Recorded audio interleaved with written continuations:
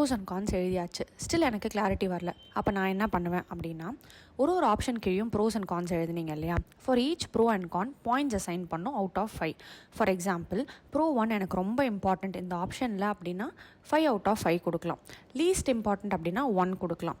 Similarly for Khan, பெரிய பிரச்சனை இதை ஹேண்டிலே பண்ண முடியாது அப்படின்னா 5 அவுட் ஆஃப் 5 கொடுக்கணும். ஓகே மேனேஜபிள் பார்த்துக்கலாம் அப்படிங்கிற கானுக்கு 1 அவுட் ஆஃப் 5.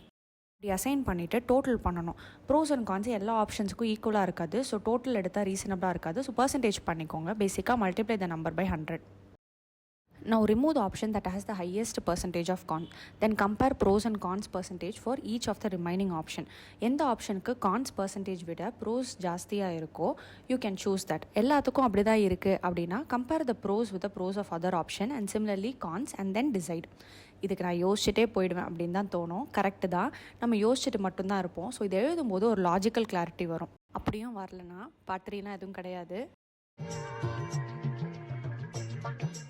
அப்பனே விநாயகா, கடவுளை வேண்டிட்டு ஒரு முடிவு எடுத்துட்டு போக வேண்டியதான்.